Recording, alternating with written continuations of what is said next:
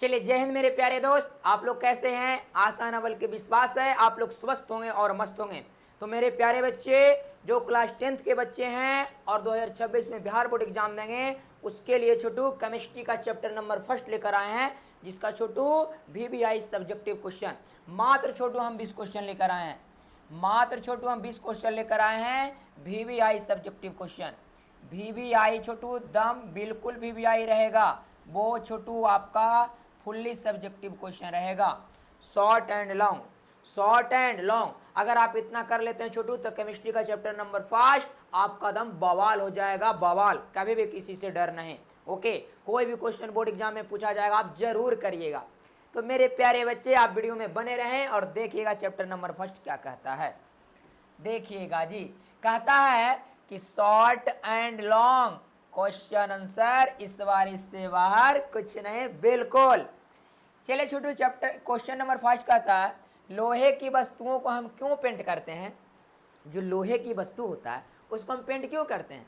तो सभी लोग जानते हैं कि किसी भी चीज़ को संक्षारित होने से रोकने के लिए उसे पेंट किया जाता है, उस पर अलग कलर की पेंट चढ़ाया जाता है, ठीक है ना, रंग चढ़ाया जाता है। अब बात किया जाए कि कोई वस्तु पर जंग लगता क्यों है, तो कहा जाता है छोटू कि किसी वस्तु को अगर ऑक्सीजन के संपर्क में छोड़ा जाता है और उस पर थोड़ा सा भी शुष्क मात्रा होती है, यानी उस पर थोड़ा सा भी अगर जल की मात्रा आ जाती है, तो उसको जंग लगना कहते हैं। ओके, देखिएगा, कहता है पेंट करने से लोहे के पदार्थ का ऊपरी भाग छुप जाता है। बिल्कुल सत्य बात है। जब पेंट करते हैं तो लोहे जो होता है ना, उसके ऊपरी भाग छुप जाता है, वह वायु के साथ सीधे संपर्क में नहीं आता, वो वायु से संपर्क कर पाता नहीं है, जिसके कारण उसमें जंग नहीं लगता है, जिसके कारण उसमें जंग नहीं लगता है। इसीलिए पेंट करने से हम लोहे के उस पदार्थ को जंग लगने से बचा सकते हैं। अब बताइए छोटू, किस बच्चे को नहीं याद हुआ? कोई ऐसे बच्चे हैं जिसको नहीं याद हो सकता है? बिल्कुल। चलिए देखिएगा आज का सेकंड क्वेश्चन। सेकंड क्वेश्चन देखिएगा छोटू। चलिए देखिएगा, आपका सेकंड क्वेश्चन कह रहा है क्या? कह रहा तेल एवं वसायुक्त खाद्य पदार्थों को नाइट्रोजन से प्रभावित क्यों किया जाता है? कहता तेल एवं वसायुक्त, तेल एवं वसायुक्त यानी वसायुक्त भोजन, जिस भोजन में वसा की मात्रा पाया जाता है। तो कहता तेल एवं वसायुक्त पदार्थों को नाइट्रोजन से प्रभावित क्यों किया जाता है? कहता है जब उसको नाइट्रोजन के संपर्क में लाया जाता है तो क्यों उसका विरोध किया जाता है, क्यों उसको सुरक्षित रखा जाता है? चलिए, कहा जाता है छोटू कि तेल एवं वसायुक्त खाद्य पदार्थ को वायुरोधी बर्तनों में रखने से उपचयन की गति धीमी हो जाती है। किसकी गति जी? उपचयन की। उपचयन का मतलब होता है वो ऑक्सीजन से संपर्क कर पाता नहीं है। चलिए, तेल एवं वसायुक्त पदार्थों को नाइट्रोजन से भी इसलिए युक्त किया जाता है ताकि उसमें उपचयन ना हो सके। बात समझ में आया? कहता तेल एवं वसायुक्त पदार्थों को नाइट्रोजन से इसलिए प्रभावित किया जाता है कि उसमें उपचयन की गति ना हो सके, वो जो है ना ऑक्सीजन से अभिक्रिया कर ना सके। ओके, चलिए, ये भी क्वेश्चन आपको अच्छे से समझ में आया होगा। बताइए छोटू, कौन से बच्चे को समझ में नहीं आया जी? किसी को अगर डाउट लगता है तो प्लीज कमेंट सेक्शन में अपना रिप्लाई रखिए। ओके, और अगर छोटू आप राइडर मैथमेटिक्स क्लासेस पे नए हैं तो प्लीज चैनल को सब्सक्राइब कीजिए और वीडियो को लाइक करते हुए दोस्तों को शेयर कीजिए। ओके, अगर बिहार बोर्ड एग्जाम में छोटू आपको 470 प्लस मार्क्स लाना है तो राइडर मैथमेटिक्स क्लासेस को सब्सक्राइब करना ही होगा। ओके, चलिए थर्ड नंबर क्वेश्चन का था छोटू, कॉपर सल्फेट के विलयन में लोहे का एक टुकड़ा डाल देने पर विलयन का रंग क्यों बदल जाता है? कॉपर सल्फेट के विलयन में लोहे का एक टुकड़ा डाल देने पर विलयन का रंग ही बदल जाता है। क्यों? कॉपर सल्फेट के विलयन में किसका छोटू? Copper sulphate CuSO4। CuSO4 में किसका एक टुकड़ा? लोहा की डाल देने पर इस जो विलयन बनाता है उसका कलर ही बदल जाता है। कैसे बदल जाता है जी? कैसे? क्योंकि देखिए, जो कॉपर होता है छोटू वो लोहा से विक्रिया करता है। कॉपर लोहा से विक्रिया करेगा? कभी नहीं, कॉपर नहीं करेगा। क्यों? क्योंकि कॉपर भी धातु है, लोहा भी धातु है। कॉपर भी धातु है और लोहा भी धातु है, और धातु से विक्रिया नहीं, धातु अधातु से विक्रिया करती है। तो यहाँ छोटू क्या हो जाएगा? सल्फेट और लोहा आपस में विक्रिया करेगा तो बनाएगा छोटू FeSO4 और प्लस Cu बनाएगा। FeSO4 प्लस Cu बनाएगा। नहीं दिख रहा है जी? नहीं दिख रहा है आप लोगों को? चलिए FeSO4 प्लस Cu बनाएगा, देख लीजिएगा छोटू, प्लस Cu बनाएगा, ठीक है ना। FeSO4 प्लस Cu बनाएगा। तो देखिएगा छोटू, ये जो है कॉपर सल्फेट था, जब लोहा से विक्रिया किया तो ये फेरस सल्फेट बनाया, कॉपर अलग हो गया कि नहीं? हो गया जी।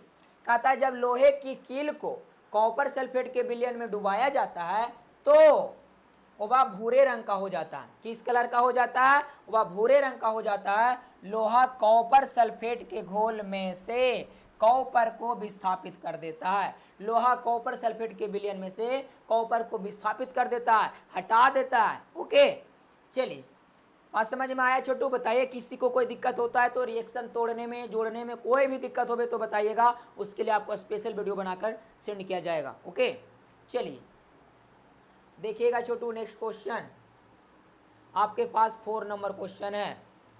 4 नंबर क्वेश्चन देखिएगा, दिख रहा है जी? थोड़ा सा और जूम कर देते हैं।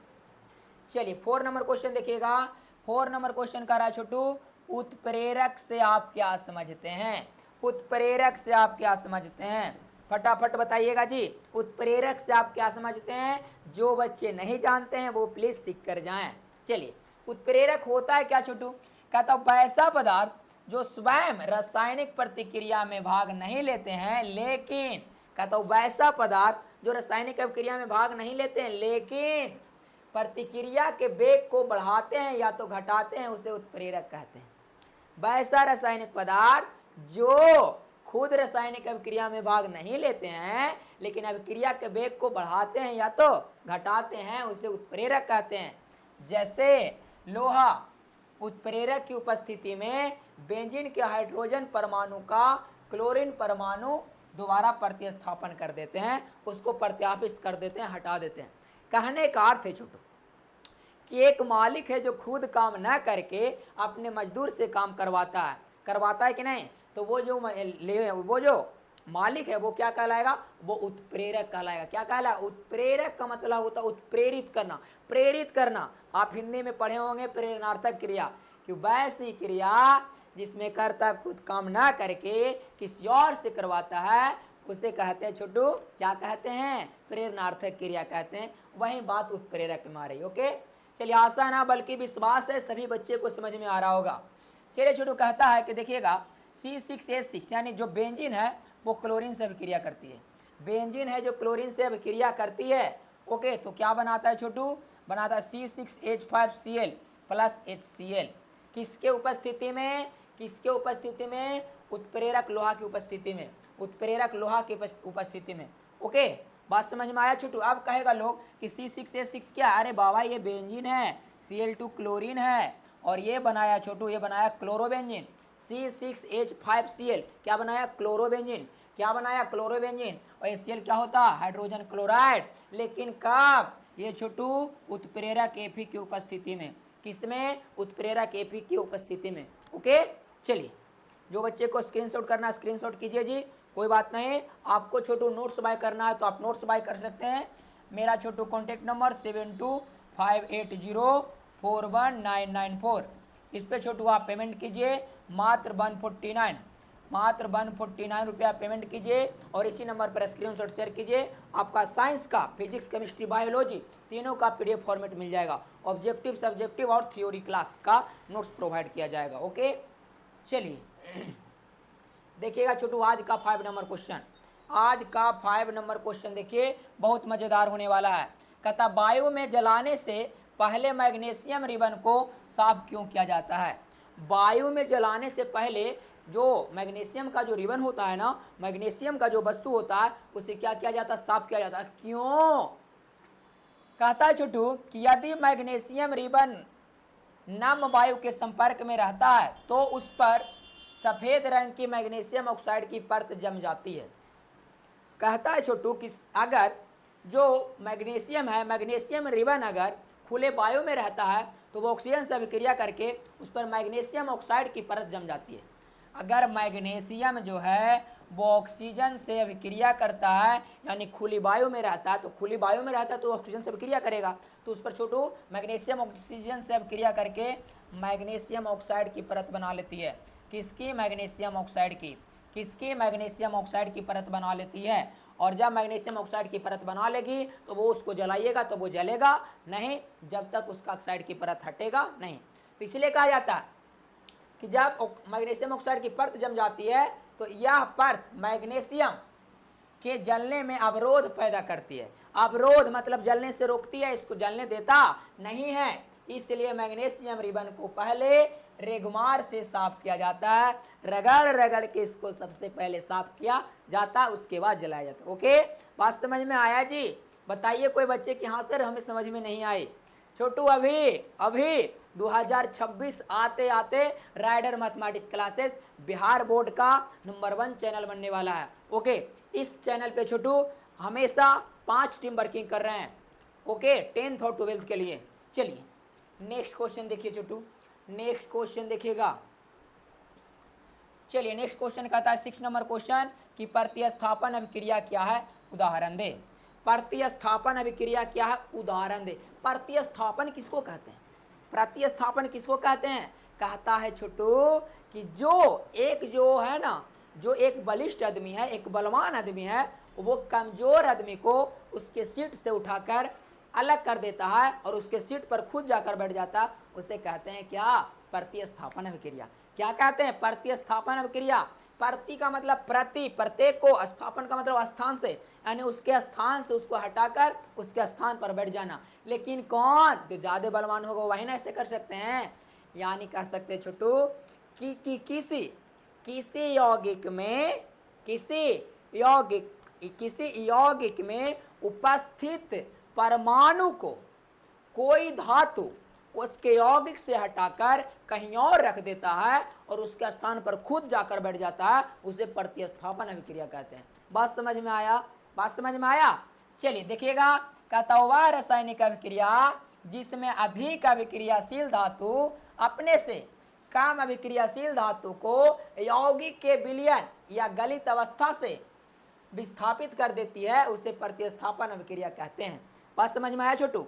कहता कोई भी यौगिक है उसके विलयन से कोई भी धातु जो है ना, जो अधिक क्रियाशील है, जो अधिक क्रियाशील धातु है वो जो है ना यौगिक के विलयन से कम अभिक्रियाशील धातु को, अपने से कमजोर को वहां से हटा के और उसके स्थान पर बैठ जाती है, उसी को कहते हैं प्रतिस्थापन अभिक्रिया। छोटू हमने यही ठाना है कमजोर से कमजोर बच्चे को भी ऑल सब्जेक्ट पढ़ाना है, चाहे हिंदी की क्लास पढ़िए, संस्कृत की क्लास पढ़िए, मैथमेटिक्स की क्लास पढ़िए, आप फिजिक्स केमिस्ट्री बायो पढ़िए। राइडर मैथमेटिक्स क्लासेस पर इतना एक्सपर्ट टीचर टीम है ना, वो कि आपको अच्छे से समझा सकते हैं। अगर नहीं समझ में आता है तो जब मेरी क्लास लगे आप बोलिएगा हाँ सर ये टीचर जो है ना समझा रहे हैं वो समझ में नहीं आ रहा, जरूर सोल्यूशन करेंगे। ओके, चलिए देखिएगा छोटू, जैसा कि आप देखिए लोहा है, लोहा कॉपर सल्फेट से अभिक्रिया किया। अब कॉपर सल्फेट क्या है? कॉपर सल्फेट क्या है? यौगिक है। कॉपर सल्फेट क्या है? यौगिक है। जब धातु और अधातु मिलता है छोटू यौगिक का निर्माण करती है। और देखिए जो यहाँ पे लोहा है ऑलरेडी, जो क्या है लोहा है, वो लोहा क्या है छोटू? देखिएगा तो जो लोहा है ऑलरेडी वो क्या है? धातु है। अब लोहा जो है यौगिक से अभिक्रिया करेगा, और जो लोहा जो है कॉपर सल्फेट यौगिक से अभिक्रिया करेगा, तो यहाँ जो कॉपर है ना, कॉपर को हटा देगा, क्योंकि लोहा कॉपर से अधिक अभिक्रियाशील होती है। याद रखिएगा, लोहा कॉपर से अधिक अभिक्रियाशील होती है।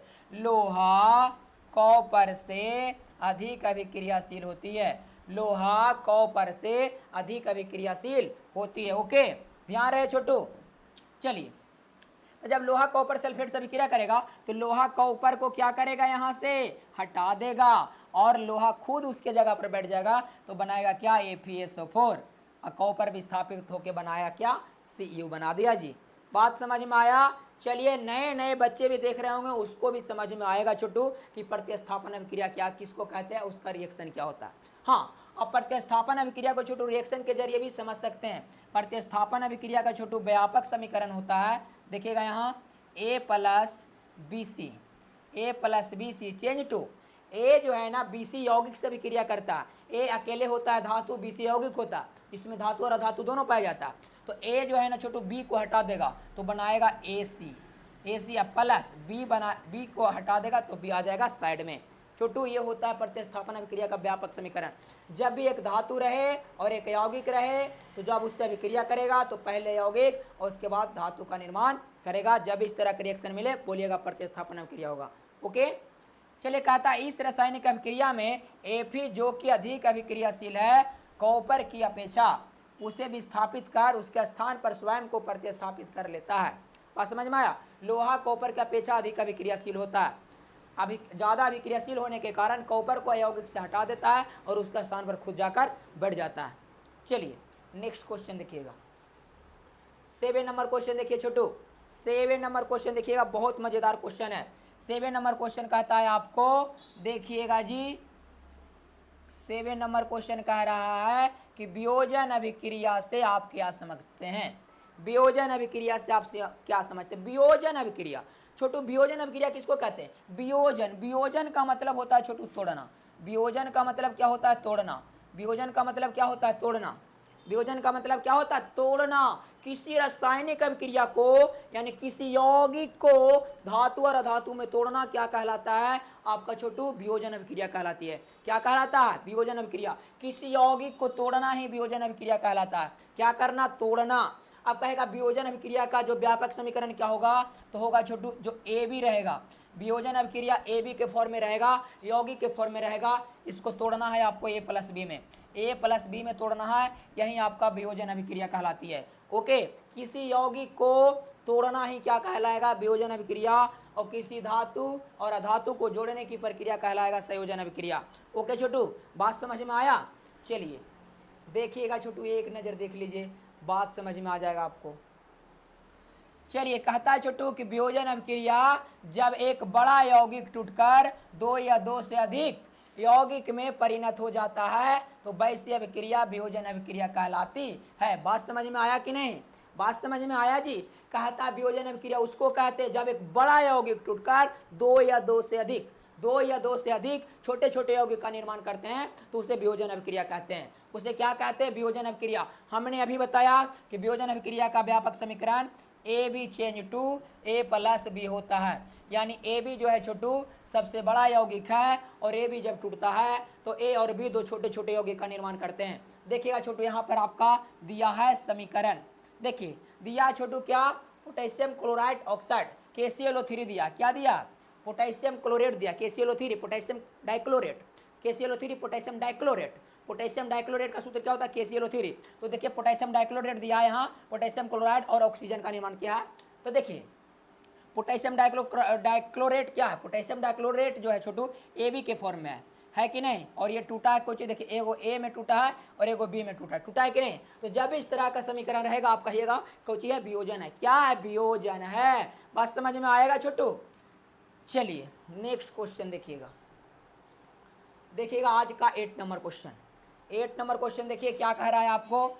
8 नंबर क्वेश्चन कह रहा है छोटू संतुलित रासायनिक समीकरण क्या है? रासायनिक समीकरण को संतुलित करना क्यों आवश्यक है? बहुत इंपॉर्टेंट क्वेश्चन है छोटू, वेरी वेरी इंपॉर्टेंट है, वेरी इंपॉर्टेंट है छोटू। जितने भी क्वेश्चन कर रहे हैं सभी क्वेश्चन वेरी इंपॉर्टेंट है। ये तो और इम्पोर्टेंट है। कह रहा है संतुलित रासायनिक समीकरण क्या है और रासायनिक समीकरण को संतुलित करना क्यों आवश्यक है? संतुलित रासायनिक समीकरण क्या? संतुलित का मतलब होता है समानता, बराबर। संतुलित का मतलब क्या होता है? संतुलित का मतलब होता है समानता, बराबर करना। कहता है छोटू किसी रासायनिक समीकरण में या तो किसी रासायनिक अभिक्रिया में समीकरण के बायां ओर और समीकरण के दायां ओर प्रत्येक प्रकार के परमाणुओं की संख्या समान होती है, उसे कहा जाता है संतुलित समीकरण। ओके, बात कहता है कि इसको क्यों संतुलित करें? तो कहता है कि किसी भी रासायनिक समीकरण को संतुलित करना बहुत आवश्यक होता है, क्योंकि इससे हमें यह पता चलता है कि रासायनिक अभिक्रिया में कितना परमाणु भाग लिया है और कितना परमाणु का निर्माण हुआ है। ओके, कहता है संतुलित रासायनिक समीकरण वह है जिसमें अभिकारकों और उत्पादों में विभिन्न तत्वों के परमाणुओं की संख्या समान होती है। किसी रासायनिक समीकरण में छोटू अभिकारक होता है और उत्पाद होता है, तो इसमें अभिकारक और उत्पादों की संख्या क्या होनी चाहिए, समान होनी चाहिए। यानी कहने का अर्थ है कि समीकरण के बायां ओर, समीकरण के बायां ओर और समीकरण के दायां ओर, जैसे सपोज दैट समीकरण के बायां ओर हम लिख दिए H2 + O2, ये दोनों मिलकर बनाएगा क्या, H2O बनाएगा। तो समीकरण के बायां ओर हाइड्रोजन और ऑक्सीजन, हाइड्रोजन और ऑक्सीजन ये क्या, ये भी अभिकारक है, ये भी अभिकारक है, और H2O जो बना ये क्या है, उत्पाद है। ये क्या छोटू, ये उत्पाद है, ये उत्पाद है, और ये क्या, ये अभिकारक है। ये दोनों क्या है आपका छोटू, ये दोनों आपका अभिकारक है। क्या है, अभिकारक है। तो कहता है किसी भी समीकरण में अभिकारक और उत्पाद की संख्या समान होनी चाहिए, उसी को कहेंगे संतुलित रासायनिक समीकरण। फिर कहता छोटू रासायनिक अभिक्रियाओं में द्रव्यमान के संरक्षण के नियम को संतुष्ट करने के लिए रासायनिक समीकरण संतुलित होना चाहिए। किसको किसको छोटू, रासायनिक अभिक्रिया में द्रव्यमान के संरक्षण नियम को संतुष्ट करने के लिए, द्रव्यमान के संरक्षण नियम को संतुष्ट करने के लिए रासायनिक समीकरण को जो है ना संतुलित किया जाता है। ये जो छोटू द्रव्यमान के संरक्षण नियम क्या होता है, कहता कोई पदार्थ कितना भाग लिया, रासायनिक अभिक्रिया में कितना भाग लिया तो कितना का निर्माण किया। जब जितना सपोज दैट अगर 5 kg निर्माण जो है ना भाग लिया, तो अभिक्रिया के फलस्वरूप कितना बन रहा है, 5 kg भाग ले रहा है छोटू, तो 5 kg बनना चाहिए ना, ज़्यादा नहीं ना। बात समझ में आया, तब तो संतुलित रासायनिक समीकरण कहलाएगा ना। चलिए ओके, आशा न बल्कि विश्वास है सभी बच्चे को समझ में आ रहा होगा। ओके छोटू, चलिए देखिएगा नेक्स्ट क्वेश्चन, नेक्स्ट क्वेश्चन देखिएगा, नेक्स्ट क्वेश्चन देखिएगा। कह रहा है छोटू ऊष्माक्षेपी एवं ऊष्माशोषी अभिक्रिया का क्या अर्थ है, ऊष्माक्षेपी का क्या मतलब होता है और ऊष्माशोषी का क्या मतलब होता है। बस एक बार मेरा एक नोट पॉइंट जान जाइए, अब जिंदगी भर ना भुलाइएगा। ऊष्माक्षेपी, ऊष्माक्षेपी, ऊष्माक्षेपी, ऊष्माक्षेपी क्या करते, ऊष्माक्षेपी यानी ऊष्मा का बाहर निकलना ऊष्माक्षेपी कहलाता है, ऊष्मा का बाहर निकालना ऊष्माक्षेपी कहलाता। ऊष्माशोषी, ऊष्माशोषी, शोषी का मतलब शोषण करना, अपनी ओर आकर्षित करना, कहता ऊष्मा को लेना, ऊष्मा को लेना कहलाएगा ऊष्माशोषी, ऊष्मा को बाहर निकालना क्या कहलाएगा, ऊष्माक्षेपी। बात समझ में आया छोटू, बात समझ में आया। सांस का लेना क्या कहलाएगा, सांस का लेना क्या कहलाएगा, ऊष्माशोषी कहलाएगा। सांस का छोड़ना क्या कहलाएगा, ऊष्माक्षेपी कहलाएगा। चलिए आस्था न बल्कि विश्वास है आप लोग को समझ में आया होगा छोटू। चलिए देख लीजिएगा एक बार, कहता है छोटू ऊष्माक्षेपी अभिक्रिया किसको कहते हैं, देखिएगा ऊष्माक्षेपी अभिक्रिया किसको कहते हैं। चलिए ऊष्माक्षेपी अभिक्रिया किसको कहते हैं जी, चलिए देखिए यहाँ पे कहता ऐसी अभिक्रिया जिनमें ऊष्मा निकलती है उसे ऊष्माक्षेपी अभिक्रिया कहते हैं। वैसी अभिक्रिया जिससे ऊष्मा निकलती है उसे ऊष्माक्षेपी अभिक्रिया कहते हैं। उदाहरण के लिए छोटू, उदाहरण के लिए देखिएगा, कहता है आपको कि मीथेन दहन की अभिक्रिया ऊष्माक्षेपी अभिक्रिया है। मीथेन का दहन, मीथेन का जलना क्या है छोटू, मीथेन का जलना क्या है आपको, ऊष्माक्षेपी अभिक्रिया है। जैसे देखिएगा CH4 जो मीथेन है जल रहा है, किसके उपस्थिति में, ऑक्सीजन की उपस्थिति में। जब तक मीथेन ऑक्सीजन से अभिक्रिया नहीं करेगा जलेगा क्या, कोई भी चीज़ को जलने के लिए ऑक्सीजन की आवश्यकता होती है ना। तो मीथेन जब ऑक्सीजन से अभिक्रिया किया तो क्या बनाया, कार्बन डाइऑक्साइड बनाया और जल का निर्माण किया। और देखिए छोटू ऊर्जा मुक्त हो रही है, कितना, 880.4 किलो जूल प्रति मोल, 880.4 किलो जूल प्रति मोल। याद रखिएगा छोटू, कहेगा जब मीथेन जलता है तो उससे कितना ऊर्जा मुक्त होती है, तो बोलेगा 880.4 किलो जूल प्रति मोल। ओके, बात समझ में आया जी। चलिए देखिएगा, इसी के विपरीत कहता ऊष्माशोषी, इसी के विपरीत है ऊष्माशोषी। ऊष्माशोषी अभिक्रिया किसको कहते हैं, तो ऊष्मा का ग्रहण करना ऊष्माशोषी कहलाता है। वैसी अभिक्रिया जिनमें ऊष्मा अवशोषित होती है ऊष्माशोषी अभिक्रिया कहलाती है। वैसी अभिक्रिया जिसमें ऊष्मा अवशोषित होती है ऊष्माशोषी अभिक्रिया कहलाता है। उदाहरण के लिए छोटू कह रहा है आपको बेरियम डाइऑक्साइड तथा अमोनियम थायोसाइनेट की अभिक्रिया ऊष्माक्षेपी है। बेरियम डाइऑक्साइड तथा अमोनियम थायोसाइनेट की अभिक्रिया क्या है, ऊष्माशोषी है। चलिए आशा न बल्कि विश्वास से आप लोग को समझ में आया होगा। चलिए छोटू ये 2 नंबर में क्वेश्चन आता है, ओनली फॉर डिफाइन करने के लिए बोलता है। चलिए आज का 10 नंबर क्वेश्चन देखिएगा, आज का 10 नंबर क्वेश्चन देखिएगा क्या बोल रहा है। कह रहा है छोटू अवक्षेपण अभिक्रिया से आप क्या समझते हैं, उदाहरण देकर समझाइए। अवक्षेपण अभिक्रिया, अवक्षेपण अभिक्रिया क्या है, किसी रासायनिक अभिक्रिया में छोटू अवक्षेप का बनना अवक्षेपण अभिक्रिया कहलाता है। अवक्षेप का बनना अवक्षेपण अभिक्रिया कहलाता है। देखिएगा कहता है छोटू कि जब दो विलयनों को मिलाया जाता है और उनकी अभिक्रिया से श्वेत रंग के एक पदार्थ का निर्माण होता है जो जल में अभिलय है। अवक्षेपण अभिक्रिया क्या होता है? अवक्षेपण, जो अवक्षेप होता है छोटू, वो अवक्षेप अभिलय पदार्थ होता है। अवक्षेप क्या होता है? अभिलय होता है, यानी वो ठोस होता है। तो इस अभिलय पदार्थ को अवक्षेप कहते हैं। क्या कहते हैं? अवक्षेप जो होता है छोटू, अवक्षेप अभिलय होता है। अब जब वो अभिलय होता है तो कहते हैं वो ठोस होता है। जिस अभिक्रिया में अवक्षेप का निर्माण होता है उसे अवक्षेपण अभिक्रिया कहते हैं। बात समझ में आया छोटू? फिर से दोहराइएगा। कहता है जब दो विलयन को मिलाया जाता है, जब दो विलयन को मिलाया जाता है और उनकी अभिक्रिया से श्वेत रंग के एक पदार्थ का निर्माण होता है। कहता है जब दो पदार्थों को मिलाया जाता है तो उसको मिलाने के बाद श्वेत रंग का एक नया पदार्थ का निर्माण होता है जो जल में अभिलय होता है। जो जल में क्या होता है? अभिलय होता है, जल में घुलता नहीं है। उसी को क्या कहते हैं? अवक्षेप कहते हैं। उस अभिलय पदार्थ को जो घुलता नहीं है उसे अवक्षेप कहते हैं। और जिस अभिक्रिया में अवक्षेप का निर्माण होता है उस अभिक्रिया को अवक्षेपण अभिक्रिया कहा जाता है। जैसे देखिएगा, Na2SO4 छोटू BaCl2 से अभिक्रिया करता है, यानी Na2SO4 को बेरियम क्लोराइड में मिलाया जाता है। Na2SO4 का मतलब क्या हुआ? Sodium sulphate. सोडियम सल्फेट को छोटू बेरियम क्लोराइड में जब मिलाया जाता है तो देखिएगा, सोडियम है जो अभिक्रिया किससे करेगा? क्लोरीन से करेगा। सोडियम किससे अभिक्रिया? क्लोरीन से। तो बनाएगा क्या? Sodium chloride. और ये सल्फेट है जो बेरियम से अभिक्रिया करेगा तो क्या बनाएगा? बेरियम सल्फेट बनाएगा। क्या बनाएगा? बेरियम सल्फेट बनाएगा।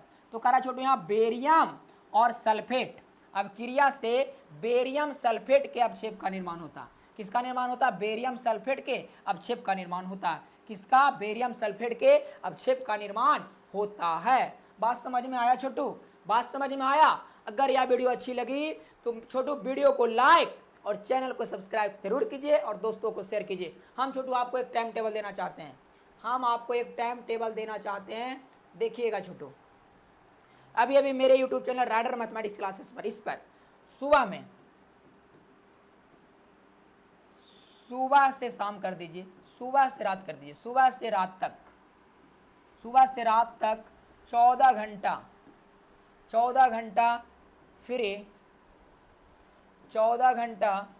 फ्री लाइव क्लास चल रही है। 10th और 12th के बच्चे, 10th और 12th छोटू अभी मेरे चैनल पे छोटू सुबह से लेकर रात तक 14 घंटा फ्री लाइव क्लास चल रही है 10th और 12th के लिए। ओके, टाइम टेबल देखिए छोटू क्या है आपका।